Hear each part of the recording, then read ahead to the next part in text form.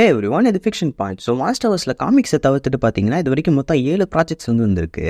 And இந்த 7ல் monarch legacy of monsters இந்த சீரிஸில் மொத்தமாக ஹியூமன்ஸோட கதையை பற்றி தான் பேசியிருப்பாங்க.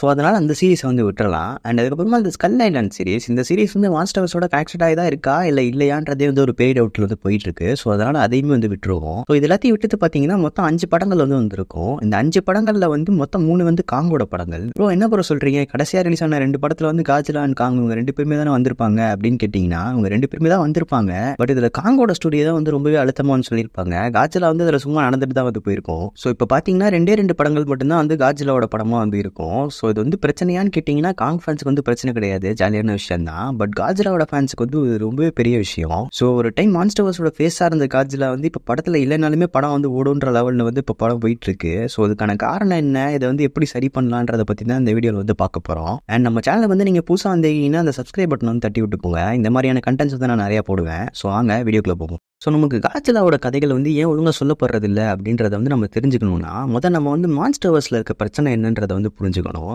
இந்த மான்ஸ்டர்வர்ஸ் நம்ம மார்வல் சினிமேட்டிக் யூனிவர்ஸ் மாதிரியே தான். பட் நிறைய விஷயங்கள் அந்த மாதிரி கிடையாது. அதில் ஒரு முக்கியமான விஷயம் என்னன்னு கேட்டிங்கன்னா அதுதான் பிளான் பண்ணுறது. ஸோ மார்வலில் இப்போ ஒரு படம் எடுக்க போகிறதா சொல்லி பிளான் பண்ணுறாங்கன்னா அந்த ஒரு படத்தை மட்டும் அவங்க பிளான் பண்ண மாட்டாங்க. அதுக்கடுத்து அந்த 10 வருஷத்துக்கான பிளானே இப்பயே போட்டு வச்சிருவாங்க. கடைசியாக அதில் ஒரு என் கேம் மாதிரியான ஒரு படம் இருக்கும். அண்ட் அடுத்தடுத்து இருக்கிற படங்களோட கதை எல்லாமே அந்த கடைசியில் இருக்க என் கேம் இதை போகிற மாதிரி அமைச்சிருப்பாங்க. ஸோ அதனால அது பார்க்கறதுக்குமே இன்ட்ரெஸ்டிங்காக இருக்கும். அண்ட் என்னென்ன கதை சொல்ல போகிறாங்கன்ற கிளாரிட்டி அவங்களுக்குமே இருக்கும். பட் மாஸ்டர்வர்ஸில் அப்படி பண்ணுறாங்களா அப்படின்னு கேட்டிங்கன்னா ஒரு டைமில் பண்ணிட்டு இருந்தாங்க. பட் இப்போ அப்படி பண்ணுறதில்ல. ஸோ மான்ஸ்டர்வர்ஸில் காஜிலா கிங் ஆஃப் மான்ஸ்டர்ஸ் அப்படின்னு சொல்லி ஒரு படம் வந்துருக்கும்ல. ஸோ அந்த படம் தான் மான்ஸ்டர்வர்ஸோட கடைசியாக இருக்க வேண்டியது. பட் அந்த படம் நல்லா பெர்ஃபார்ம் பண்ணிச்சு, அவங்களுக்கு நிறைய காசு வந்துச்சுன்றதுனால தான் அதுக்கப்புறமா கடைசியாக ஒரு படம் எடுப்போம்னு சொல்லிட்டு காஜிலா வர்சஸ் காங் எடுத்துருந்துருப்பாங்க. அண்ட் அதுவுமே அவங்களுக்கு நல்ல கலெக்ஷன் வந்துச்சுன்றதுனால தான் காஜிலா எக்ஸ் காங்கையுமே எடுத்துருந்துருப்பாங்க. ஸோ இந்த மாதிரி இவங்க ஒரு பிளானே இல்லாமல் கலெக்ஷன் நிறையா வருதுன்றதுக்காக படங்கள் எடுத்துட்டு இருக்காங்க. இது நல்லதா அப்படின்னு கேட்டிங்கன்னா கண்டிப்பாக நல்லது கிடையாது. ஏன்னா ஒரு கட்டத்துக்கு மேலே இவங்ககிட்ட கதைகள் குழப்பிடும். அண்ட் இந்த காரணத்தினால தான் இவங்களோட படங்களில் இப்போ போஸ்ட் கிரெடிட்ஸ் இருக்கிறது இல்ல. ஏன்னா போஸ்ட் கிரெடிட் சீன் எதுக்காக வைப்பாங்கன்னா அடுத்து என்ன வரப்போகுதுன்றதை டீஸ் பண்றதுக்காக தான் வைப்பாங்க. பட் அடுத்த படத்துல என்ன நடக்க போகுதுன்றது தான் இவங்களுக்கே தெரியாது. ஸோ அதனாலதான் இப்போ போஸ்ட் கிரெடிட் சீன் இல்லாம போயிட்டு இருக்கு. ஸோ இந்த விஷயம் காட்சியில எப்படி அஃபெக்ட் பண்ணுதுன்னு கேட்டீங்கன்னா ஸோ அதுக்கு தான் அடுத்து வரும். ஸோ மான்ஸ்டர்வர்ஸ்ல இந்த பிளானிங் அப்படின்ற ஒரு விஷயம் இல்லாம போனதுனால என்ன ஆகுதுன்னா ஒரு படத்துக்கு அவங்க கதை எழுதும் போது அந்த யூனிவர்ஸை பத்தி அவங்க யோசிக்கிறது இல்லை, அந்த ஒரு படத்தை பத்தி மட்டும்தான் யோசிக்கிறாங்க. ஸோ அதனால மெயினான பிரச்சனை என்ன ஆகுதுன்னா எந்த கதையை எந்த இடத்துல சொல்லணுன்றதை மிஸ் பண்ணிடுறாங்க. ஸோ காஜிலா கிங் ஆஃப் மான்ஸ்டர்ஸ் படம் இருக்குல்ல. ஸோ இந்த படம் யூனிவர்ஸோட கடைசியில் என் கேம் மாதிரியான ஒரு படமாக வர வேண்டியது. பட் இதை உங்கள் நடுவில் சொன்னதுனால என்ன ஆகுதுன்னா இப்போ காஜிலா ஓவர் பவர்டாக மாறிடுச்சு. இப்போ ஒரு கேரக்டர் ஓவர் பவர்டாக இருக்குன்னா அதை வச்சு நம்மளால் கதையை எழுத முடியாது. ஸோ அதனால தான் இப்போ காஜிலா படங்களில் கம்மியாக வரதுக்கான காரணமாகவுமே இருக்குது. ஸோ எக்ஸாம்பிளுக்கு நம்ம ஸ்பைடர்மேன் எடுத்துக்கோங்க. நம்ம ஸ்பைடர்மேன் கிட்ட என்னதான் ஏகப்பட்ட பவர்ஸ் இருந்தாலுமே அவர்கிட்ட வீக்னஸ் அப்படின்ற ஒரு விஷயம் ஏகநாளமாக இருக்கும். வீக்னஸ்ன்னு சொல்லும்போது பவர்ஸை பேஸ் பண்ணி கிடையாது, இந்த ஸ்டோரியிலே அவருக்கு வீக்னஸ் நிறைய எழுதியிருப்பாங்க. ஸோ எக்ஸாம்பிளுக்கு அவர் ஸ்கூல் படிக்கிற ஒரு பையனாக இருப்பார். ஸோ அதனால அந்த டைமில் என்ன டெசிஷன் எடுக்கணும்னு தெரியாமல் தப்பா டெசிஷன் நிறைய எடுக்கிறதுனால அவரால் நிறைய பிரச்சனை நடக்கும். ஸோ அது அவரால் தான் நடக்குதுன்னு சொல்லிட்டு அவர் அதை திருத்திக்கும் போது அந்த கதை ரொம்ப இன்ட்ரெஸ்டிங்காக மாறும். பார்க்குற நமக்குமே ரொம்ப இன்ட்ரெஸ்டிங்காக இருக்கும். ஸோ அந்த மாதிரி இப்போ காஜிலா வச்சு பண்ண முடியுமா அப்படின்னு கேட்டிங்கன்னா கண்டிப்பாக முடியாது. ஏன்னா காஜிலாக்கு தான் இப்போ வீக்னஸே இல்லையே. மான்ஸ்டர்வர்ஸில் காங் நிறைய பேருக்கு ஃபேவரட்டான ஒரு கேரக்டராக மாறினதுக்கான காரணமே இதுதான். ஏன்னா மான்ஸ்டர்வர்ஸில் காங் என்னதான் ஸ்ட்ராங்காக இருந்தாலுமே காங்க்கு ஏகப்பட்ட வீக்னஸ் இருக்கும். எக்ஸாம்பிளுக்கு நம்ம காஜிலா எக்ஸ் காங் படத்தை எடுத்துக்கோங்களேன். நம்ம காங்கால என்னதான் ஸ்ட்ராங்காக இருந்தாலுமே அதால காஜிலா எதிர்த்து நிற்க முடியாது.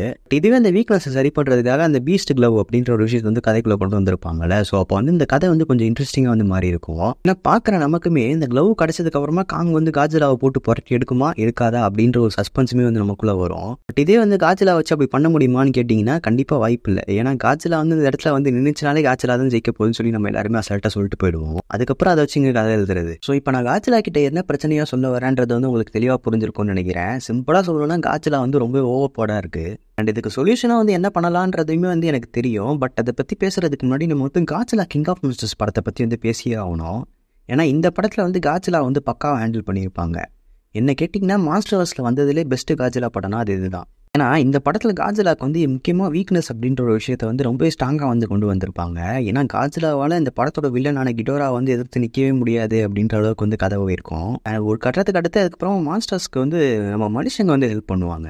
அண்ட் அதையுமே பக்கமாக சொல்லியிருப்பாங்க. ஏன்னா இந்த படத்தில் மனுஷங்க வந்து நமக்கு இரிட்டேட்டிங்காக அந்த ஃபீல் ஆயிருக்க மாட்டாங்க. நிறைய விஷயங்கள் வந்து இந்த மனுஷங்களால தான் நடந்திருக்கும். அண்ட் நிறைய விஷயங்களை சரி பண்ணுறதுமே அந்த மனுஷங்க தான் வந்து பண்ணியிருப்பாங்க. அண்ட் என்னதான் இந்த படத்தில் காஜிலா திருப்பி வந்து என்ஜின் வந்து நின்றுருந்தாலுமே கடைசியில் காஜிலா வந்து கிடோராவை தூக்கடிக்குமா அடிக்காதான்றதை வந்து பக்காவாக கொண்டு போயிருப்பாங்க.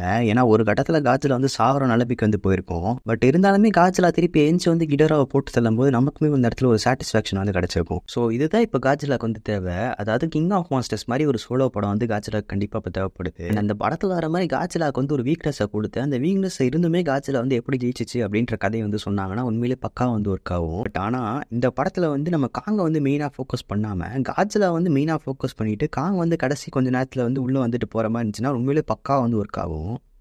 அண்ட் இந்த மாஸ்டர்வர்ஸில் இருக்க காஜிலாக்கு வந்து ஒரு மிகப்பெரிய முக்கியமான வீக்னஸ் வந்து ஒன்று இருக்குது. அண்ட் இதை பற்றி நான் வந்து காஜிலாக்கு ஒரு சோலோ வீடியோ வந்து போட்டிருந்தேன். அந்த வீடியோ வந்து தெளிவாக சொல்லியிருப்பேன். அண்ட் அதை பற்றி நம்ம பேசணுன்னாலுமே இப்போ காஜிலா எக்ஸ் காங் படத்தில் வந்து காஜிலா வந்து ஒரு பிங்க் கலர் ஃபார்முக்கு வந்து மாறி இருக்கும்ல. ஸோ அதையுமே இன்னொரு விஷயத்தோட கம்பேர் பண்ணி வந்து பேச வேண்டியதாக இருக்குது. ஸோ அதை பற்றி நான் வந்து தனியாக வீடியோ பண்ணலாமான்னு சொல்லி யோசிச்சுட்டு இருக்கேன். ஸோ அந்த வீடியோ வந்து வேணும்னு நினச்சிங்கன்னா கமெண்ட் வந்து பண்ணுங்கள், கண்டிப்பாக பண்ணலாம். ஸோ உங்களுக்கு இந்த வீடியோ வந்து பிடிச்சிருந்துச்சுன்னா மறக்காமல் வந்து லைக் பண்ணிக்கோங்க. அண்ட் உங்கள் ஃப்ரெண்ட்ஸ்கிட்டையுமே வந்து ஷேர் பண்ணி விடுங்க. ஸோ நெக்ஸ்ட் வீடியோவில் மீட் பண்ணுவோம். பை.